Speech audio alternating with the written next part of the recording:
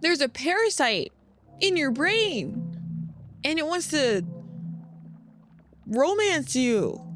I don't know. That's what I'm just guessing. Hello and welcome back to dating sims. But this is, I don't know if this is a dating sim that is fun. We shall see. I think it's more on the horror, the horror part. But yeah, we're playing Parasite in Love today. So yeah, that's pretty much it. Let's start a new infection.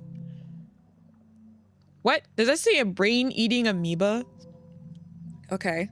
News reporter. A rare infection found a brain-eating amoeba is being blamed for the death of a North Carolina man. He was swimming in a park water. What? Blech! Water park. He was swimming in a water park earlier this month. The amoeba is usually found in shallow fresh water. It can cause severe headaches, fever, nausea, and vomiting, which can progress into a stiff neck, seizures, and a coma. It's only infectious when water is forced up the nose during activities such as diving or water skiing. According to the Centers for Disease Control, the CDC, the amoeba is rare but overwhelmingly deadly. In the last 57 years, there have only been 145 known infections, but of those, only 4 survived. Wow. That's nice. Are you guys seeing the flashing on the screen? I'm gonna do this. Reduce motion.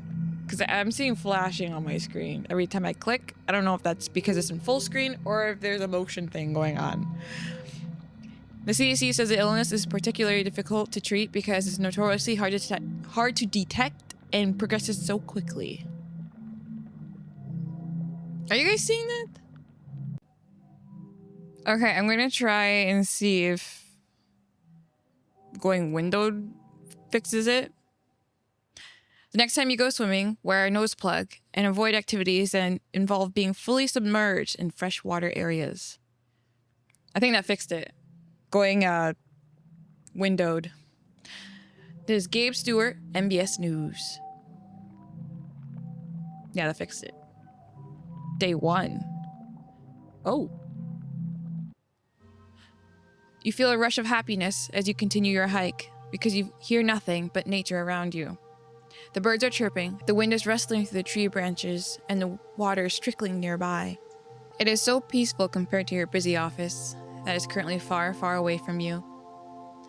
The hundreds of emails you get as a project manager can wait until you return from your vacation.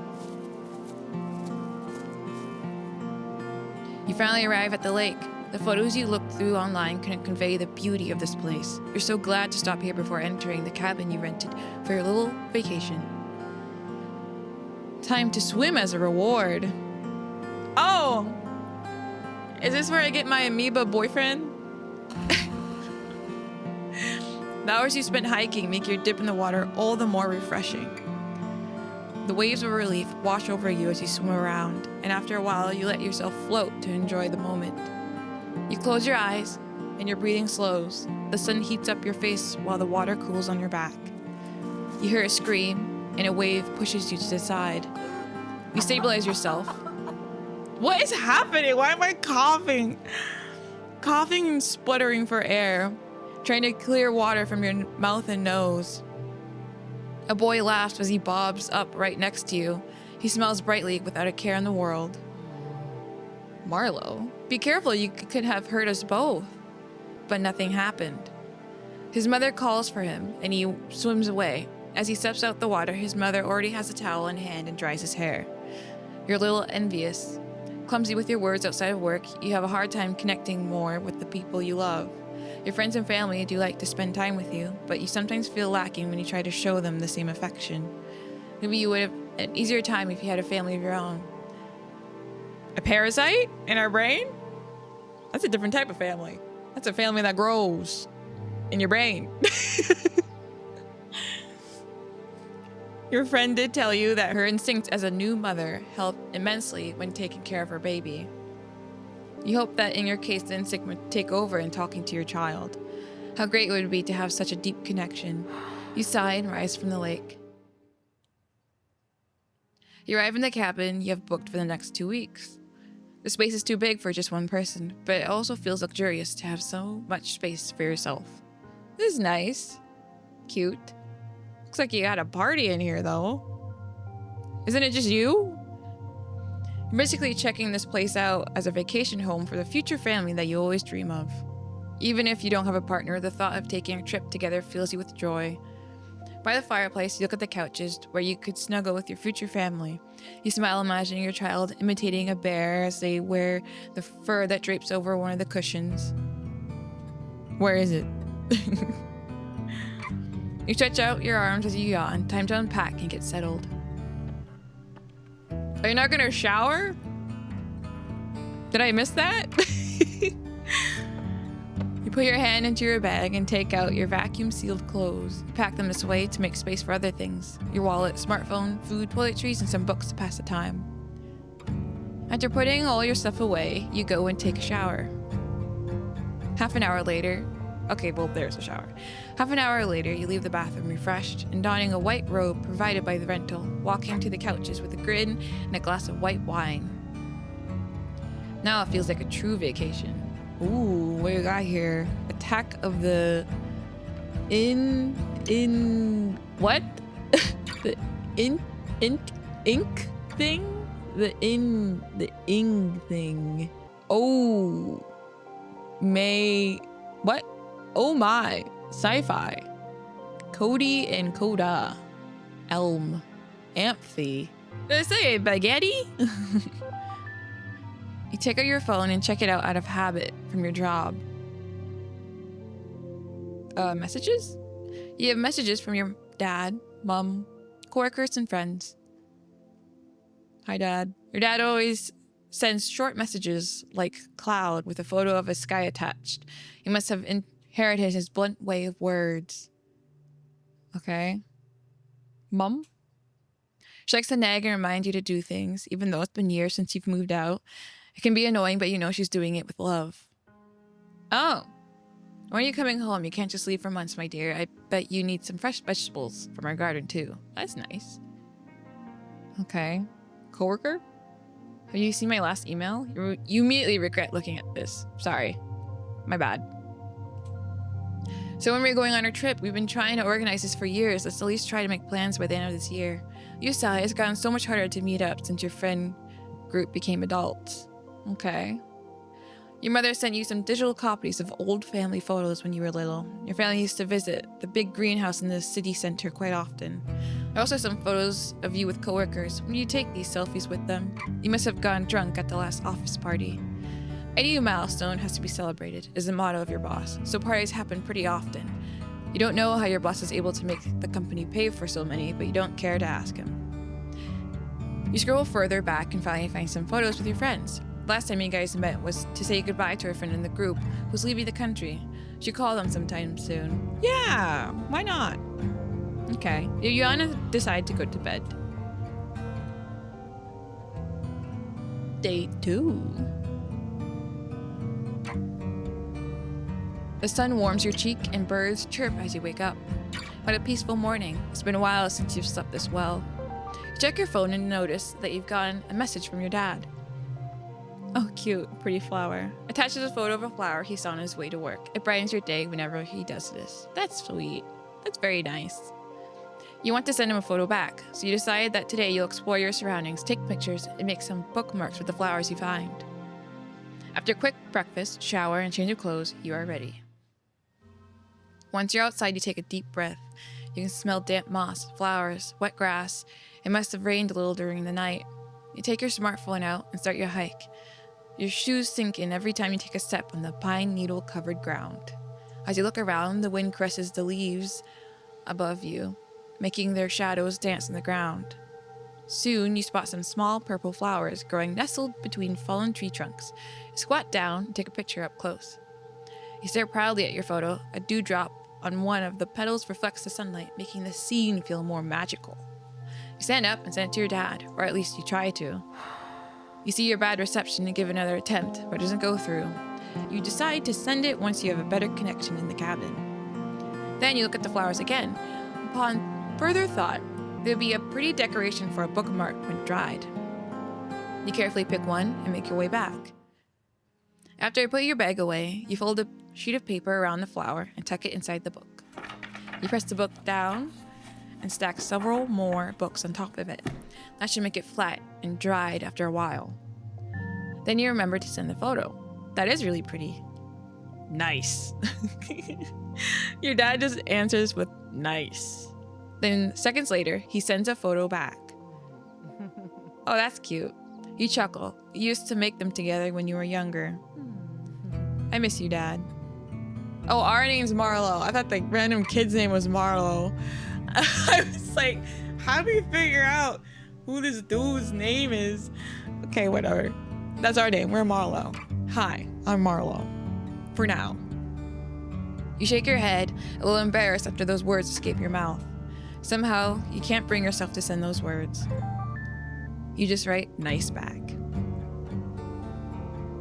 After a long bubble bath, you're ready to prepare your dinner.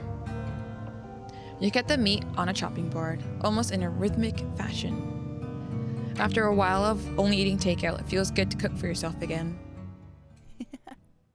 Are you cooking? It looks good. Who is this? You let go of your knife too fast and it clatters onto the counter. You whip your head around.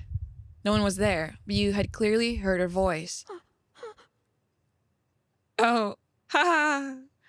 Slowly you move around the cabin, peeking into each corridor, but you find no sign of anyone else in the house. Still anxious, you go back to the kitchen.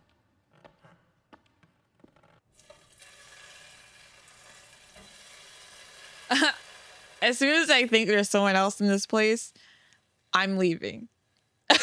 I'm out. I'm gone. I'm running. I don't care. If I can't get into a car or whatever, I'm just leaving. I'm grabbing my shit and I'm getting out.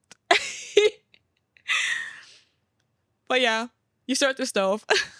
You sear the meat in the pan. The fat glistens and the smell makes your mouth water. You almost forgot the previous strange incident. Hungry and impatient, you grab a fork and tear into the meat. It's still a little rare and bloody. You enjoy the flavor and relax, feeling the stress from earlier leave your body. Putting the odd incident behind you, you're still able to find some enjoyment today. Sure. The morning alarm gives you a heart attack. With eyes half shut, you search for your phone and hastily turn off the alarm. You sit up and massage your temples. It's been a while since you've had a headache this bad. Sluggishly, you crawl out of bed and make your way to the kitchen. You brew some tea in hopes that it will help and take it with you to the living room.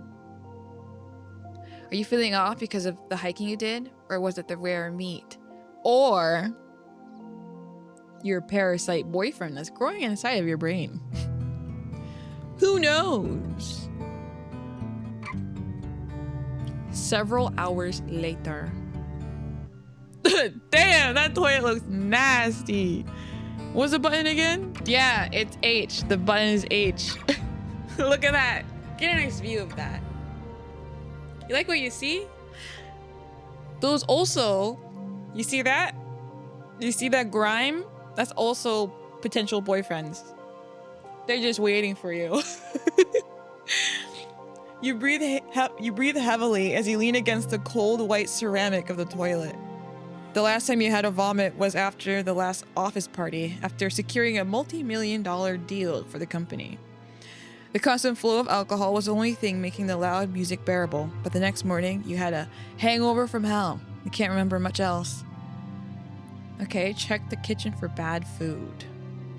You know you bought the food just before your hike, but you can't help but suspect that something you ate might have gone bad.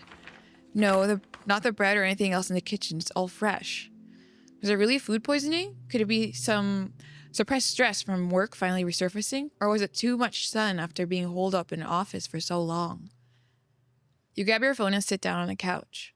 You decide to research some more with your phone and open your browser in order to look up your symptoms. Okay. Oh, I search? Oh, I can type. Okay.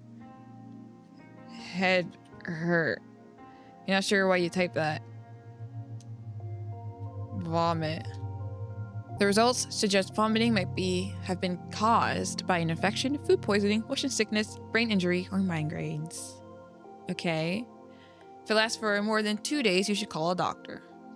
Okay. Maybe you should call a doctor now? Just when you're about to type in a number, your hand seizes up. Your phone falls onto the couch. What? What's that? You hesitate. You dropped your phone from a little muscle cramp. You've had those before. Whatever bug you've caught will probably pass by tomorrow morning. You get yourself some tea, a slice of toast, and rest for today. Don't worry, he's cooking in there. He's coming. You slept through an entire day, but you still feel weak when you wake up. You drink some tea and wonder if you should eat something, but you decide it would probably be better to wait it out until tomorrow and give your stomach more time to rest. It would be a waste of food if you had to throw it up again. You drag yourself to the fireplace and make a fire. You make yourself comfortable on the couch and watch the flames. They sway from left to right, and if you aren't careful, you could get lost in their hypnotic dance. You start to feel lonely, even as you enjoy looking at the flames. You miss your mother's chicken soup that she cooked whenever you got sick. You snuggle even deeper into the blankets. Why did you have to get sick all alone out in the woods? Oh! Your mind drifts off, and you look around the room in a daze. Is the room getting bigger? Oh! It's getting a little blurry. Maybe you just imagined it. It's alright. I'm here.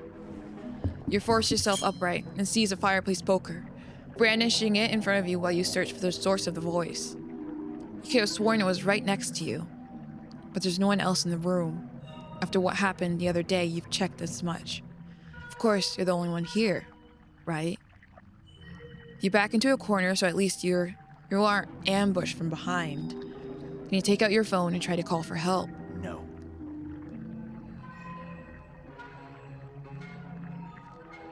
An intense pain wells up in your head.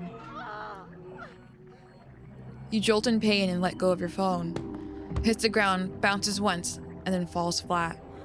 You tremble as you kneel down to retrieve it. You sigh when you see that your phone is still intact. Okay, whatever just made its presence known seems like it doesn't want you to call for help. You don't care. Your thumb hovers over the dial pad. You're going to make that call. Call the police. That won't help. You nearly throw your phone out of fear, but you stop yourself in time. You only feel a little pain. Tears roll down your cheeks. You hate this voice. It's swimming in your head. It's seizing up your hand. It's like controlling you. No, now you sound delusional. What voice? You mean thinking, right? That's what everyone does. You're just fighting your own intuition, aren't you? You close your phone and just go to bed. You hope this ends soon. Yo, my bed looks a little different. Interesting. When you open your eyes, you're not sure what you're looking at. Colors? Patterns? Why can't you focus? Good morning. Uh-oh. He kind of looks like a character from Mob Psycho. Panic floods your body. There, at the foot of your bed, grins a ghoulishly colored man. Who is he? How did he break in? You snatch a nearby pillow and throw it at the intruder, but it sails right through him. You stare in sheer disbelief. Are you a ghost? No, I'm a living being. We met in the lake. I was looking for a place to multiply. And you were just so warm and so nourishing, I couldn't resist. And you finally can see me. He leans forward. Hi. I'm an amoeba. I think you humans call me a Nagleria fowleri. So I'm starting to see things. I need help. Wait. Are you getting a doctor? Of course. So you're trying to get rid of me? You feel an intense pain as a new wave sends you into agony. How could you? We need to stay together. Don't you understand? Okay, wait. Please calm down. I won't do it. Good. The pain disappears. You feel even weaker than before. Exhausted, you lay back down on the bed. He's an amoeba. He's in your head, and he's sprouted more and more of him to root around your brain. And the pain is killing you. Killing you. So, wait, aren't I just going to die then? He doesn't answer immediately. Don't say it like that, Marlowe. Isn't it wonderful we get to spend time together? You have a hard time wrapping your head around this situation, but what you do know is you're in a bad shape, and this thing won't let you call for help. Did it have to be me? Wasn't there a better place for you? No, never. Well, of course it's rare for my kind to infect humans. But I see it as a sign, and you know what I saw when I got closer to your brain? Your wish for a family, Marlowe.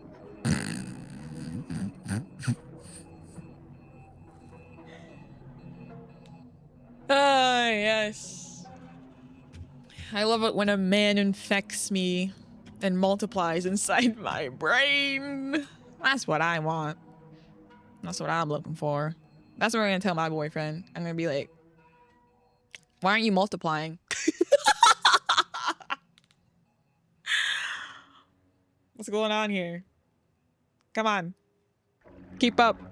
People are on new shit now. It's as strong as mine. He comes closer and puts his head on your stomach. This is where a baby would grow, right? He breathes in deeply. Is this how a fetus in a womb feels? Why would they ever leave their mother's body? I don't know, to walk around, buddy, like... Oh, newsflash. Sometimes you gotta put your feet on the grass. It's so warm and comforting inside you humans. A shudder runs through your body. You want to hit him and push him away, even though you know your hands would just phase through him. To make this new family arrangement easier for you, I'll even let you call me Niall. Oh, One Direction! This is where they went after they broke up. They just started infecting people. Like your unrequited love from your university days. He can dig into your memories. I can offer you everything you couldn't have, but always wanted. Why are you frowning? Not happy? You put on your poker face. Who'd have thought that your days dealing with rude stakeholders would come in handy for something like this? No, it sounds good. Really good. Right? But suddenly his smile fades. He stands up and looks at you with worry. You are getting weaker. And you are enjoying yourself so much too. It made me smile. What was that drink you had? White wine? Yeah. I wish I could drink that with you. It's something you humans do with each other, right? Well, I guess we have to take what we can. Is there something we could do together? Oh, how about I sit with you at the dinner table? Is this him playing house with you? Okay. Save. Okay. Back. Why'd I play house with someone like you? What? Why would you have to be so rude about it? He comes closer and sits on the bed. So he caresses your face. Do we already have to talk about how we should communicate? Your throat closes. My presence seems to have this effect on you. Oh, he's choking me. Okay. How about we stay calm, alright? You nod, your throat opens up, and you immediately cough and gasp for air. That's alright, it's alright. Now, let's go to the dining table, alright? You need your breakfast, after all. You walk to the kitchen while Niall follows you. You can feel his gaze on you. Your hand reaches for the pantry, but Niall interrupts you. You can't just eat bread alone. You're already weak. How about something more filling? I'll also try to lessen the nausea, so please, for us. You clench your fist. That's rich coming from him. You turn to the fridge and take out some eggs. You're fine if I make some scrambled eggs, right? Yeah, that sounds better. The pain and nausea have truly lessened. Seems like if you humor him, you can at least keep your head clear enough to think. You hear Niall hum as you crack open some eggs and turn on the stove. Curiosity gets the better of you and you glance at him as the eggs sizzle. He sits on a chair at the dining table, swaying left and right, happily waiting for you to finish cooking. What is this madness? This peaceful scene unnerves you more than anything, but you play along for now.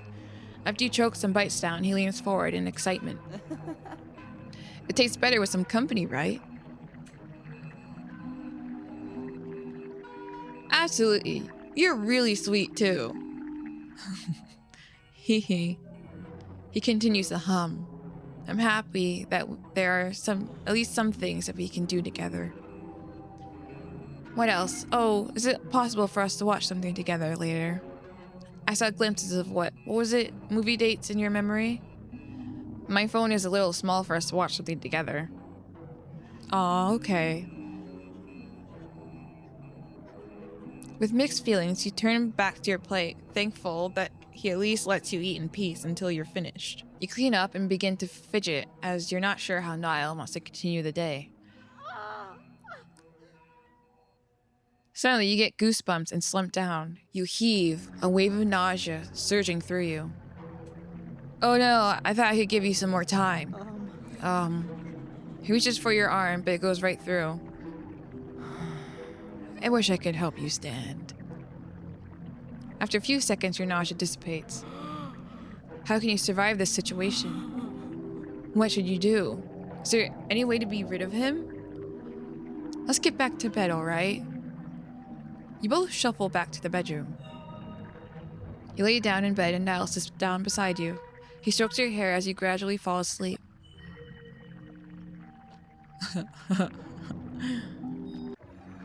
You hardly slept and still feel weak. Your neck is very stiff and the weird colors appear again before your eyes. Oh, you're awake. Good morning, dear. Oh my goodness! You turn your head and see multiple Niles next to the bed. You suppress the urge to scream. Here, I wanted to show you what our children inside you look like. There's even one that looks like you. Ah, here.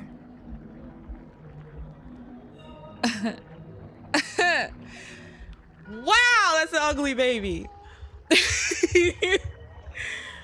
Wow. You made that? That's crazy.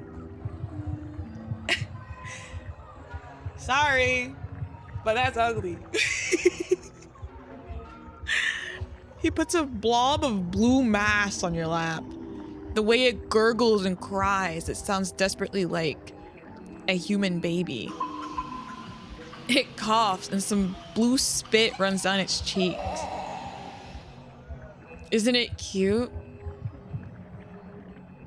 No. It's absolutely precious. Yes, but we need to clean up that spit. Oh, right. He takes the baby back and wipes up the spittle. Good. Are they well? Yes, we're all really healthy. Wonderful. Just great. Come get breakfast once you're ready. You seem even weaker today, so I'll stay silent while you sleep a bit more, alright? You nod and lay down. After a few hours, you reluctantly sit up. Your grumbling stomach won't shut up. Oh my goodness. While you walk to the kitchen, you assess your situation and try to think of a plan. Now won't let you call a doctor, nor other help. He loves acting like a husband to you. If you humor him, he'll try to lessen the effects of the infection. But if he stays, you will certainly die. You arrive in the kitchen, and Nell shows himself. So, you have enough strength to eat now? Great. How do I get out of this? Is there a way to somehow use his fixation on family against him? A slight headache interrupts your thought. What are you thinking so hard about? It's like something is moving around inside your head. What are you doing? I just want to know what you're thinking. You try your hardest to think of something positive about Niall. You can't risk him seeing what you truly think. If only you didn't exist. A lovely day to spend with my Nile. Oh, you charmer. He sounds absolutely delighted. The headache disappears and you sigh in relief. I think somewhere in your memories, it said a little caffeine helps when you have a headache. Yeah, coffee sounds great right now. You put on a kettle and shake some instant coffee into your mug. You take your yogurt cup from the fridge and get a spoon. Niall's eyes glimmer with excitement as if he expects you to do some magic tricks. Is yogurt good? Yeah, it's sweet and cold, refreshing. After a while, you start to play with your spoon. But it's better if you only eat a bit. You don't want to upset your stomach. Come on, eat a little more. You have more mouths to feed, after all. The reminder makes you drop your spoon. What's wrong? Oh, nothing. You just showed me the ugliest baby and said it's mine. And it's in my brain. But nothing really. Nothing really is hurting me. Him, everything about him and what he does to you. You stare at him with wide open eyes. You bite down hard on your lips to hold yourself back from giving him a piece of your mind. Are you angry? No, I think you're just worried. Well, we both want you to be healthy, right? So I'm allowed to be worried about you, right? Sure. This is a nightmare. When the water is ready, you pour some into your mug. After adding some milk, you mix the coffee and drink it. Do you feel a little better? Yeah. There's a palpable tension between you two. Niall makes the first move, putting his hand on yours. Here, this might cheer you up. You see blue shapes glow and dance in the space between your hands. Do you like it? You slowly nod. Oddly, this beautiful dance of colors comforts you. It pains you that he seems to care, despite being the cause of your suffering. Do you want to spend some time together in the living room? Maybe watch the fire in the fireplace? Nell sighs. Maybe sleep will help. I hope you can do something together tomorrow, Marlowe. Now let's go. He walks beside you as you go back to your bedroom. Tomorrow you have to get it together, no matter what it takes. Okay. Uh-oh, it's red. You wake up in your weakest state yet. Your skull feels full, ready to burst. Your heavy limbs struggle to move on command. Your breathing is dry and ragged, and you're attacked by shivers from a sweltering fever. You don't have much time left. You steel yourself and decide that you have to push through, no matter how upset he gets. You have to at least try. In your dizzy state, you look up, and there he is. Hi. Good morning. You wish dearly that he would just leave your body. He acts like a husband who wants to be a father, but it's a disgusting display of this fake family. Wait, a father. Now, I have a question. Yeah? He strokes your hair as he speaks. How you wish you could smack his hand away. Why do you want to be a father? Well, I sort of already am, right? I believe I'm pretty good at it. Okay. I think this is important.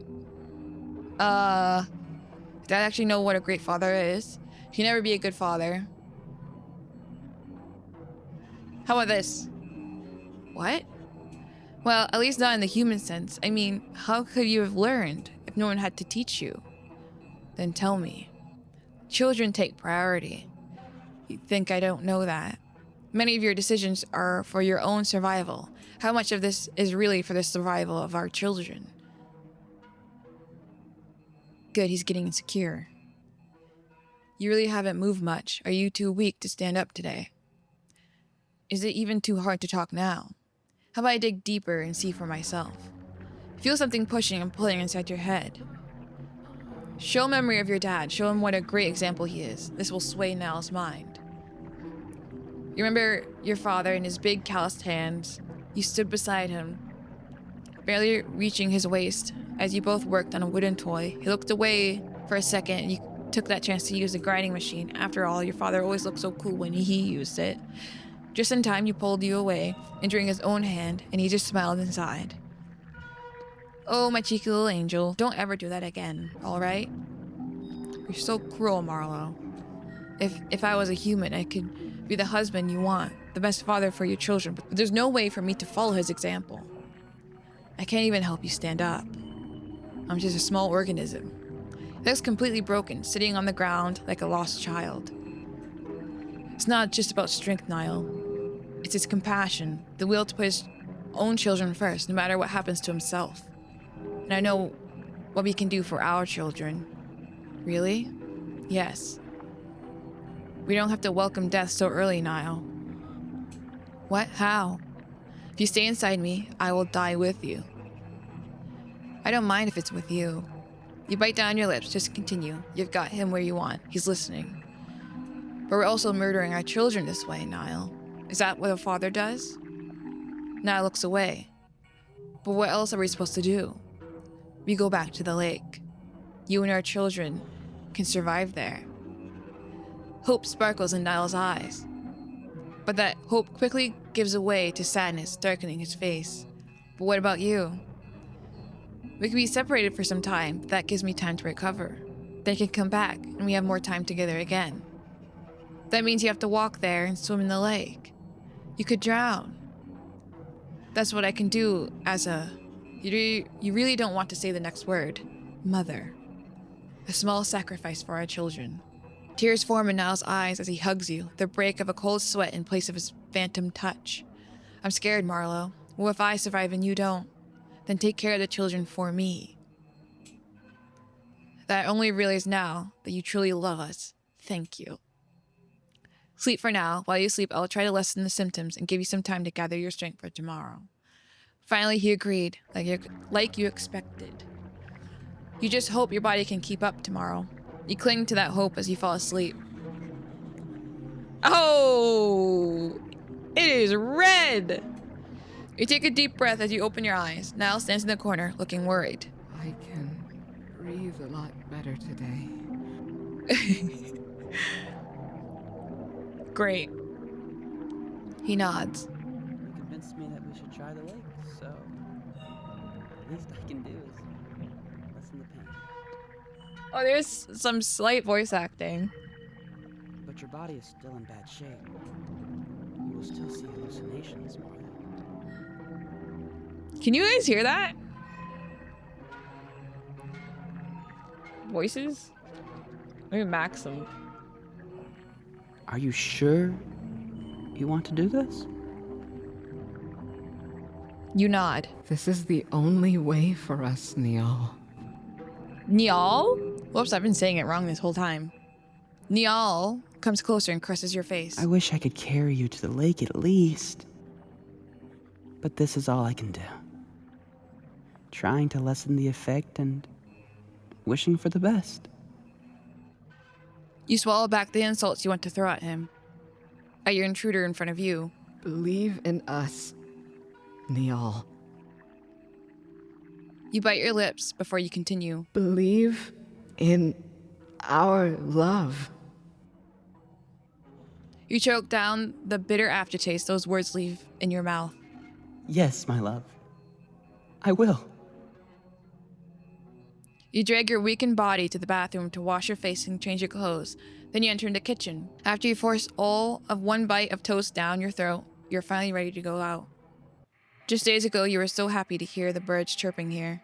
Now you have to try your best not to turn this into your last hike of your life.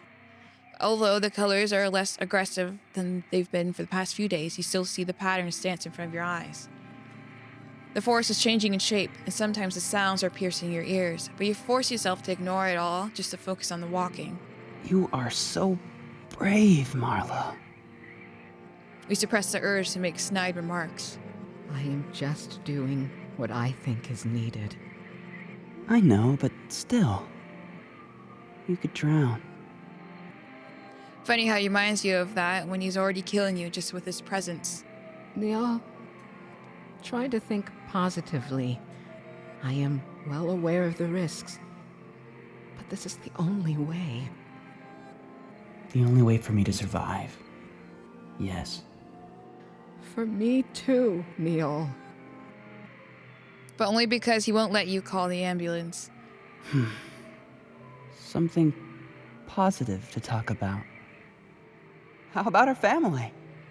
I will keep multiplying even there, Marlo. I will multiply and create our children this way.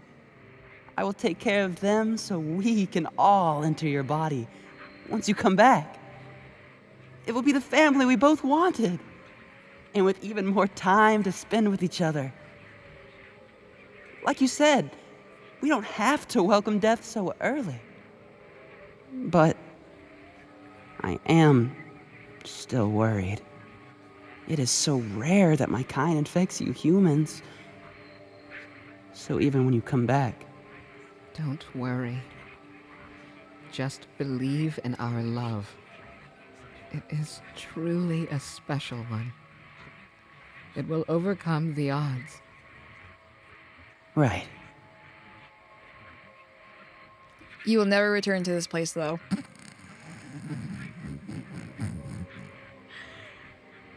But Niall cannot know this. Were he to sense your deceit, he would unbury the truth in your mind. There we are. You reach for the nearest tree and lean against it. You arrive at the lake where you've got infected. To think you would come back here in order to survive. Careful, dear. You take off your clothes. What? I was naked. And enter the water. Oh! Oops.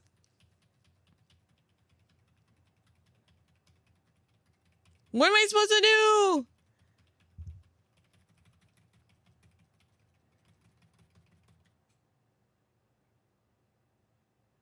You burn your wish to move into your limbs, but they only respond in small movements. What?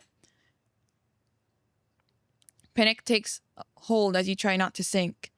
You hear Niall faintly through the water. Marlo! Marlo, please! Stay with me! This is far enough. I can go from here! As you try to stabilize yourself, you feel your body rapidly change in temperature. You scream in agony as your nerves bear burning fever and icy chills before you hack up the water you swallowed. After several excruciating moments, you can feel heat across your entire body. In a haze, you see tiny blue patterns leave your skin and disperse into the water. Seeing those tiny amoebas leave your body fills you with joy. Finally, you are free of him. But then a small spot on your hand doesn't move for a few moments. You freeze and pray he hasn't heard your thoughts. Please come back to me, Marlo. He hasn't discovered your plans. At last, you give him a genuine smile. I will. Please. If not for me, then for our children. Of course. I love you, Marlo. I always will. Me too. He whimpers, and in a broken voice, he says his last words. Goodbye, Marlo. Goodbye, Niall.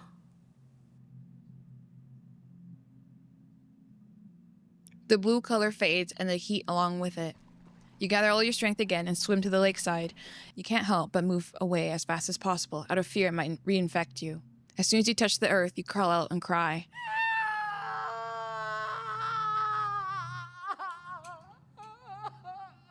That's a reasonable reaction.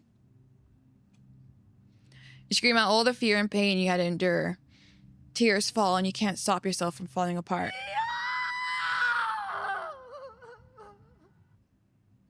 You can't even form the insults you want to scream. You're so empty, so utterly spent that your infection-ravaged body, acting on sheer willpower alone, is on the verge of collapse. Then a sense of relief washes over you. He is finally gone. Finally, you can return home.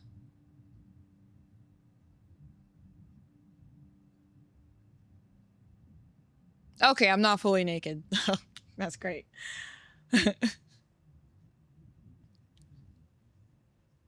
Something happening? Oh, it's fading. It's fading black. Wow. Well, thoughts? My thoughts are, damn, that's crazy. I'm never going into a lake. That's my thoughts of this. But yeah, that was great. I really loved that. That was really well made. Very fun. A new experience, I will say so, myself. But yeah, thank you so much for watching. I will see you in the next fun adventure we find ourselves in. Bye.